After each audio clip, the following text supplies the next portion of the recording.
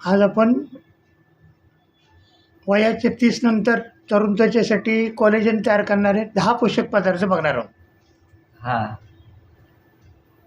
वयाच्या 30 नंतर शरीरातील कोलेजनचे उत्पादन हळूहळू कमी होऊ लागते. हां कोलेजन हे त्वचेतील सुरक्षित असून ते त्वचेला लवचिकता, टवटवीतपणा आणि घट्टपणा प्रदान करते. हां शरीरातील कोलेजन कमी झाल्यामुळे त्वचा सैल पडते. सुरकुत्या आणि वयोमानाच्या रेषा हां अधिक स्पष्ट होतात. त्यामुळे तरुण दिसण्यासाठी कोलेजनची पूर्तता अत्यावश्यक आहे. यासाठी काही अन्नपदार्थ आपल्या आहारात नियमितपणे समाविष्ट करणे गरजेचे आहे.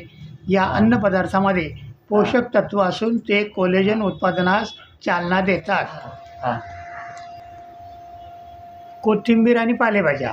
कोथिंबीर, पालक, ब्रोकोली यासारख्या हिरव्या पालेभाज्या जीवनसत्व C ने परिपूर्ण असतात. यामुळे कोलेजन तयार करण्यास चालना मिळते आणि त्वचेला पोषण मिळतं. हां संत्र आणि लिंबूवर्गीय फळं. संत्र, लिंबू, मोसंबी आणि ग्रेपफ्रूट यामध्ये जीवनसत्व C मुबलक प्रमाणात असतं. हे प्रथिनांची योग्य रचना राखून कोलेजनची पातळी टिकवते. काजू आणि बदाम. काजू, बदाम आणि अक्रोड हे नट्स झिंक आणि तांबे यासारख्या पोषक तत्वांनी भरलेले असतात. हे पोषक तत्व कोलेजनच्या उत्पादनात महत्त्वाची भूमिका बजावतात. त्यानंतर येतं बेरी फळं. स्ट्रॉबेरी, ब्लूबेरी आणि रास्पबेरी यासारख्या फळांमध्ये अँटीऑक्सिडंट्स भरपूर प्रमाणात असतात. हे त्वचेला फ्री रॅडिकल्सपासून संरक्षण देतात आणि कोलेजन उत्पादनाला चालना देतात. त्यानंतर येतं गाजर. गाजर जीवनसत्व A नी समृद्ध आहे. हे त्वचेसाठी अत्यंत उपयुक्त असून कोलेजन तयार करण्यात महत्त्वाची भूमिका बजावते. राजगिरा आणि चिया बिया. राजगिरा आणि चिया बिया ओमेगा 3 फॅटी ॲसिडने परिपूर्ण असतात. हे त्वचेला पोषण देऊन कोलेजनची पातळी टिकवतात. हां त्यानंतर येतं टॉमॅटो. टॉमॅटोमध्ये लायकोपीन हे अँटीऑक्सिडंट असतं. ते जे सूर्याच्या हानिकारक किरणांपासून त्वचेला संरक्षण देतं आणि कोलेजनची गुणवत्ता सुधारते. त्यानंतर कडधान्य. मूग, हरभरा आणि मसूर यासारखी कडधान्ये प्रथिनांनी भरलेली असतात. हे त्वचेला मजबूती देऊन कोलेजन वाढवतात. नंतर गोड बटाटा. गोड बटाट्यांमध्ये जीवनसत्व A आणि फायबर्स भरपूर प्रमाणात असतात, जे कोलेजन तयार करण्यास मदत करतात आणि त्वचेला लवचिक ठेवतात. त्यानंतर सोयाबीन उत्पादन येतात. टोफू, सोया, दूध यासारखी उत्पादने त्वचेसाठी उपयुक्त असतात. यात जेनेस्टिन नावाचे घटक असतं, जे कोलेजन उत्पादनास प्रोत्साहन देतं. आता यांचा आहारात समावेश कसा करायचा? तर दिवसाची सुरुवात 1 ग्लास लिंबू पाण्याने करायची. नाश्त्यामध्ये नट्स आणि बेरी फळांचा समावेश करायचा. जेवणात हिरव्या पालेभाज्या आणि टॉमॅटोचा वापर वाढवायचा. संध्याकाळी गाजराचा रस किंवा चिया बियांसोबत स्मूदी घ्या. रात्री जेवणासोबत कडधान्य आणि गोड बटाटे वापरा. हां रात्री आणि हेही तुम्हाला एक रात्री चमकणारी त्वचा हवी असेल तर झोपण्यापूर्वी ही एक गोष्ट त्वचेला लावायची. काय लावायची? तर तरुण आणि तजेलदार त्वचेसाठी योग्य आहार घेणे अत्यंत गरजेचं आहे. आणि वयाच्या 30 नंतर शरीरातील कोलेजन कमी होत असल्याने या अन्नपदार्थांचा आहारात समावेश करून त्वचेला निरोगी आणि आकर्षक ठेवता येतं. नियमितपणे हे पदार्थ खाल्ले तर त्वचा दीर्घकाळ तजेलदार राहते. हां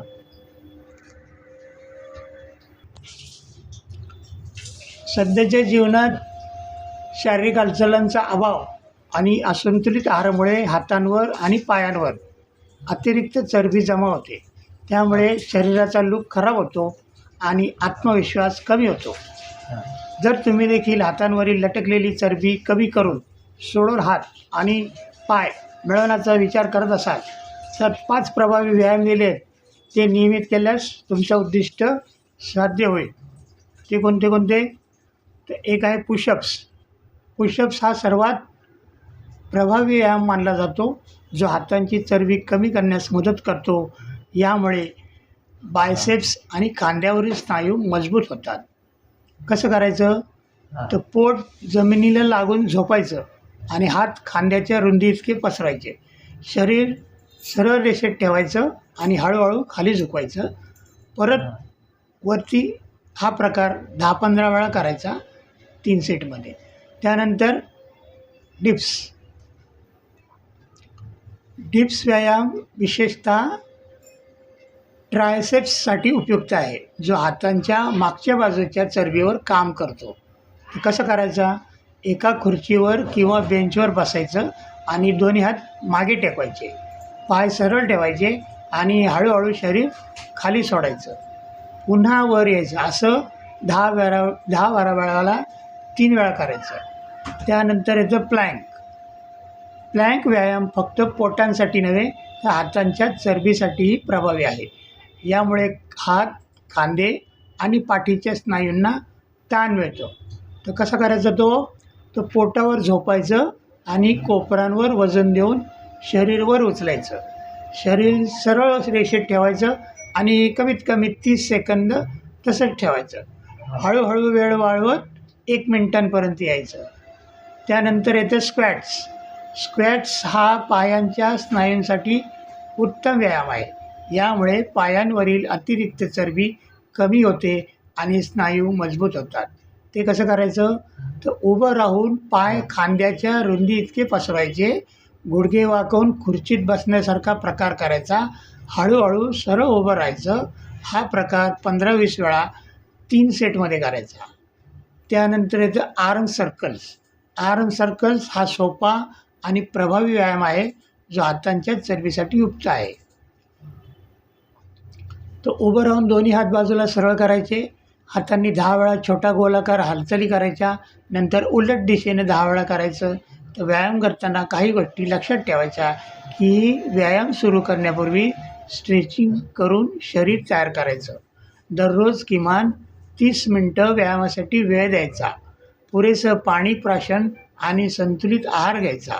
सुरुवातीला कमी प्रमाणात व्यायाम सुरू करून हळूहळू वेळ वाढवायचा. तुम्हाला दिवसभर आळशीपणा जर वाटत असेल तर रोज ह्या 8 गोष्टी करायच्या. कुठल्या? तर ही व्यायाम पद्धती नियमितपणे फॉलो केली तर काही आठवड्यातच तुम्हाला हात आणि पाय सुडल दिसतील आणि सातत्य आणि योग्य पद्धतीने केलेल्या व्यायामामुळे तुमचा आत्मविश्वास वाढेल. स्वयंपाक करणं ही तपश्चर्या किंवा कोणत्याही कलेपेक्षा कमी नाही, ज्यामध्ये एक छोटीशी चूक तुमच्या तपश्चर्याचे तास खराब करू शकतात. स्वयंपाक करणं हे केवळ कठोर परिश्रम नाही, ते एक अतिशय संयमाचे काम देखील आहे, ज्यामध्ये तुम्हाला तुमचे सर्व लक्ष घालावे लागतं. तर थोडंसं लक्ष वेधून घेऊ की तुमची सगळी मेहनत वाया जाणार नाही. चुका कोणाकडूनही होतात, शेवटी आपण सर्व माणूस आहोत आणि चूक करणे हा काही गुन्हा नाही. या चुकीची खातरजमा जर तासनतास डस्टबिनमध्ये टाकून किंवा उपाशीपोटी झोपून करावी लागली तर ते अवघड होऊन बसतं. बऱ्याचदा जाणून बुजून किंवा नकळत आपण स्वयंपाकघरात अशा अनेक चुका करतो, ज्यामुळे संपूर्ण जेवणाची चव निरुपयोगी ठरते. तर अशा परिस्थितीत काय करायचं की आपण अनेकदा अन्न फेकून देतो किंवा तेच अन्न आपल्या मनाला आणि जिभेला समजावून सांगतो. वस्तुस्थिती अशी आहे की जास्त मीठ किंवा जळलेलं अन्न खाणं कोणालाही आवडत. आता स्वयंपाक करताना होणारी सर्वात सामान्य चूक म्हणजे जेवणामध्ये मीठ जास्त पडतं. तर अन्नामध्ये परिपूर्ण मीठ घालण्यामागे कोणतेही शास्त्र नाही, ते एक कौशल्य आहे की स्वयंपाक करताना आपण परिपूर्ण होतो. कधीकधी वर्षानुवर्ष स्वयंपाक करूनही मीठ कमी जास्त होतं. अशा स्थितीत काय करायचं? तर कोरड्या भाजीत मीठ जास्त असल्यास थोडं बेसन तळून भाजीत मिसळायचं आणि रस्सा भाजीमध्ये मीठ जास्त असल्यास कच्च्या बटाट्याचे 2 तुकडे किंवा 1 गोळी पिठाची गोळी घालून थोडा वेळ शिजून घ्या आणि मग वाढा. बटाटा कणिक त्यातून काढून घ्या आणि मग वाढा. आता काय होतं, गॅसवर अन्न जळलं की ते फेकून देण्याशिवाय मार्ग मग नसतो ना. तर अन्न पूर्णपणे जळू जाऊ शकत नाही. त्यातून येणारा जळणाचा वास अन्नाची चव खराब करतं.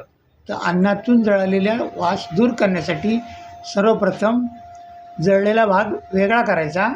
त्यानंतर वेलची, लवंगा, तांबडपत्र एका कपड्यात घालून अन्नामध्ये ठेवायचं.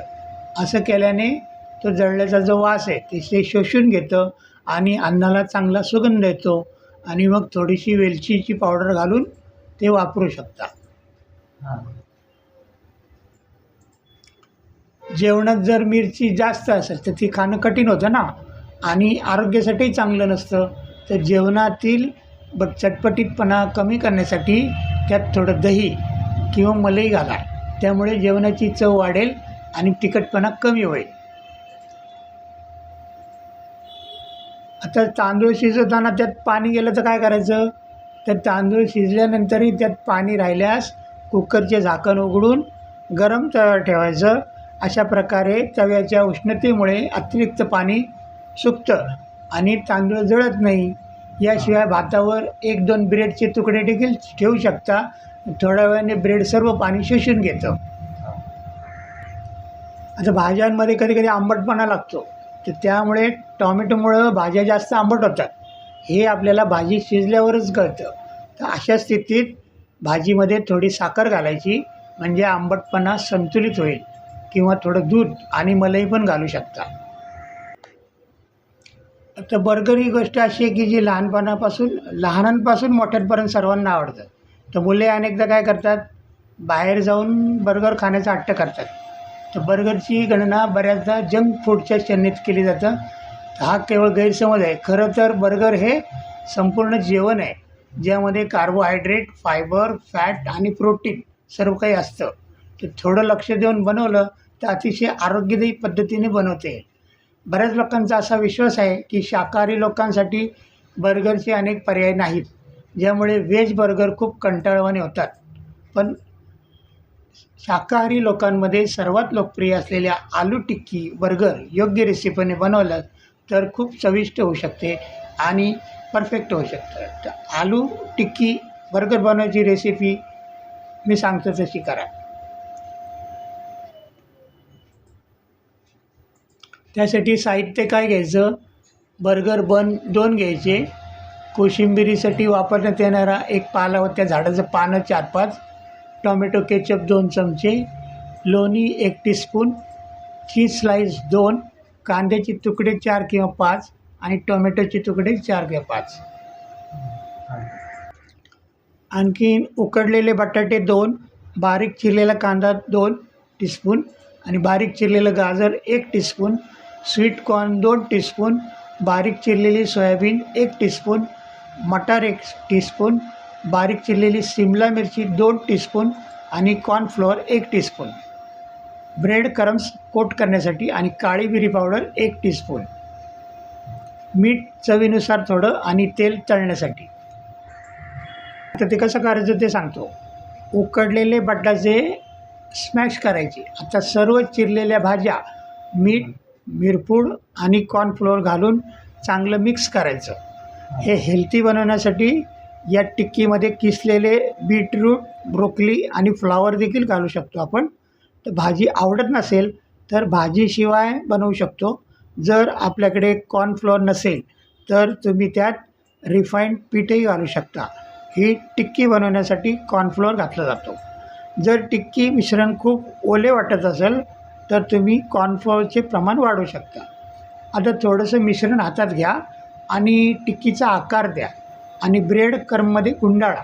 ब्रेड क्रम्समध्ये गुंडाळल्याने त्याला कुरकुरीत पोत मिळतं.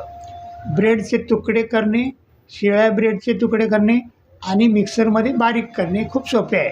तर तुम्ही रस बारीक करून ब्रेडऐवजी त्याची पावडर देखील वापरू शकता. आता तयार टिक्की 10 मिनटं फ्रीजमध्ये ठेवायची. असं केल्याने ते चांगले सेट होतील आणि तळताना तुटण्याचा धोका कमी होईल. आता कढईत तेल गरम करून त्यात टिक्की शॅलो फ्राय करायची. त्यांना तुम्ही एअर फ्रायमध्येही तळू शकता. तळल्यानंतर हे पेपर टॉवेल किंवा टिश्यू पेपरवर काढा, जेणेकरून सर्व अतिरिक्त तेल